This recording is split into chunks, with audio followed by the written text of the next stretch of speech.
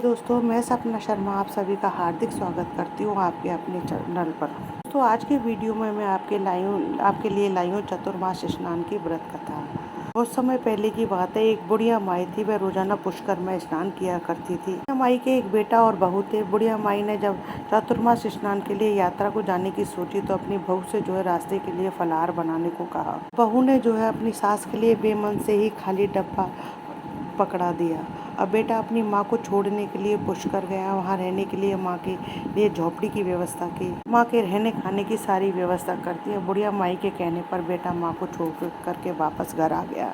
अब बुढ़िया माई बड़े आराम से सुबह जल्दी उठ करके चातुर्मास स्नान करने लगी। बुढ़िया माई ने पूरे 4 महीने के व्रत का संकल्प लिया। ब्रह्म मुहूर्त में उठ करके स्नान करके जब वह पहले दिन फलाहार का डिब्बा खोलने बैठी तो भगवान की कृपा से उसका फलाहार से डिब्बा भर गया। बुढ़िया माई ने उसमें से कुछ पदार्थ निकाल करके भगवान को अर्पित किया और उनको भोग लगा करके स्वयं भी प्रसाद समझ करके उसको ग्रहण किया। अब वैसे ही वे अपना नियम पूरा करने लगी। एक दिन वह रात्रि में सो रही थी तो सावन का महीना आया और सावन आया तो सावन बोला, बुढ़िया माई दरवाजा खोल। बुढ़िया माई बोली, तू कौन है? माई ने इतना सुनते ही दरवाजा खोल दिया। बुढ़िया माई ने पूरे महीने सावन के में गौरी शंकर भगवान की बेलपत्र और पुष्पों से पूजा अर्चना की। अब बुढ़िया माई का पूरे सावन के महीने में यही नियम रहा। जाते समय सावन मास ने बुढ़िया माई की झोपड़ी में एक लात मारी तो उसकी एक दीवार सोने की हो गई। एक रात को भादों के महीने में भादव जी आए। जब बोले बुढ़िया माई दरवाजा खोल तो बुढ़िया माई ने दरवाजा खोल दिया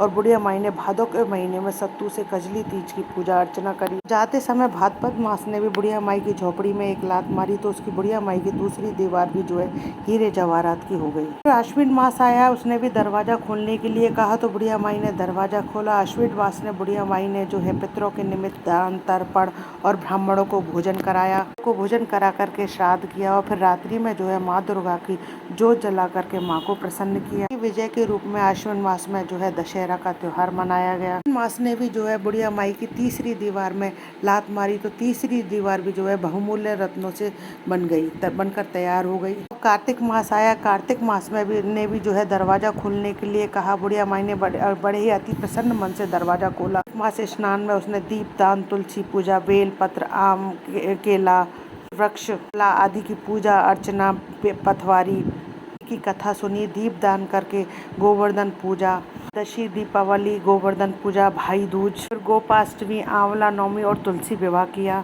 कार्तिक मास ने भी जाते समय बुढ़िया माई की झोपड़ी में लात मारी तो झोपड़ी की जगह पर वहाँ पर महल बन गया। माई तन मन धन से गरीबों की सेवा अर्चना पूजा किया करती और अपने को इसी प्रकार व्यतीत करने लगी। चतुर्मास पूरा होने पर बेटा अपनी माँ को लेने के लिए आया, लेकिन वहाँ पर झोपड़ी के स्थान पर महल को देख करके वह अपनी माँ को पहचान नहीं सका। फिर उसने पड़ोसियों से पूछा, तब पड़ोसियों ने उसकी माँ की पूजा की शक्ति और भक्ति के बारे में बताया। पड़ोसियों की ये बातें सुन करके बेटा माँ के चरणों में गिर पड़ा और माँ से बोला, माँ आप धन्य हैं, अब आप घर चलो। फिर सारे सामान को लेकर के वह घर को आ गया।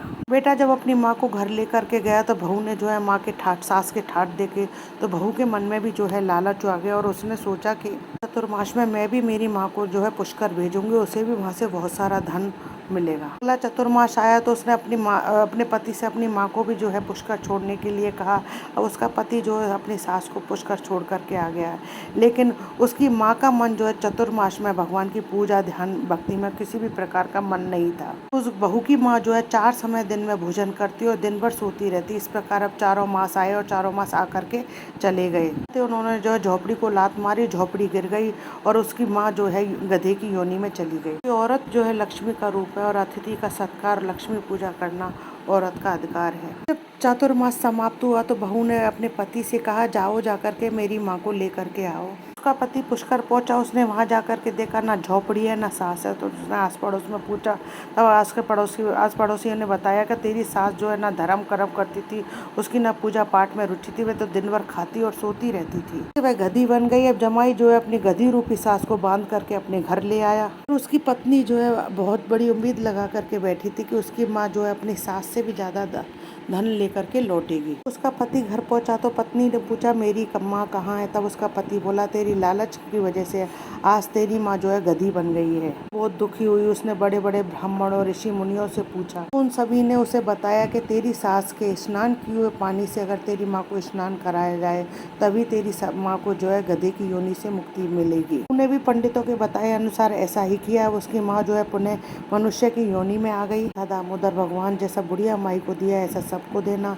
कहने वाले, सुनने वाले, हुकारा भरने वाले मेरे सारे परिवार को देना। जैसे बहू की माँ के साथ हुआ ऐसा किसी के साथ मत करना। कहानी अधूरी हो तो पूरी करना, पूरी हो तो मान करना। जय श्री राधे। दोस्तों, यदि आपको मेरी ये कथा पसंद आए तो प्लीज़ मेरे वीडियो को ज़्यादा से ज़्यादा लाइक और शेयर कीजिए अपने फैमिली और फ्रेंड में।